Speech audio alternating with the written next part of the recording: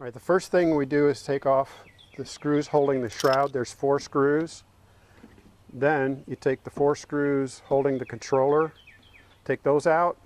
The controller lifts up, slides into the hole, and the shroud will come off. You got to slide it through the hole, and then the shroud will come off, and it'll expose the internal parts of the system. First thing we're going to do is we're going to remove this tubing, and then we've got to remove these nuts, and then take this fitting off of the gauge. One of the wrenches you're going to need is a 5/16 that fits these nuts on the inside. You can also use that to remove your tubing. So push the tubing in, nice and close, hold back the collar with the wrench, and then you can pull the tubing out. Now it's just a matter of disconnecting the gauge. Okay, to take off the gauge, what we're going to do is we're going to loosen up these nuts, and they're 5/16 is the size.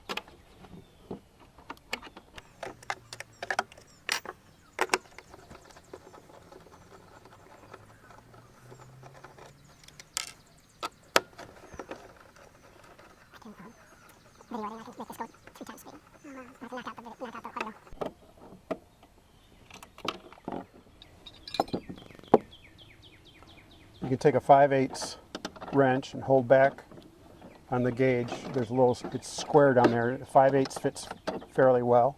You take an 11mm wrench or socket and you break it loose. And it's usually on pretty tight. So it's a little clumsy, but that's how it comes apart.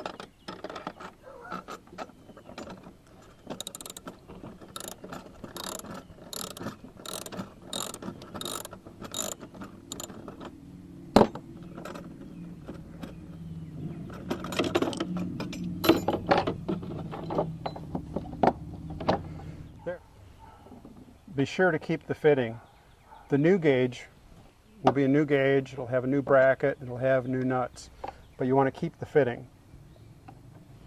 This was connected to the gauge. We're going to block it off so we can still use the system while we're waiting for a new gauge. Just put a coupling on there and a plug. Make sure it's on good and tight, and now you can use the system while you're waiting for the new gauge.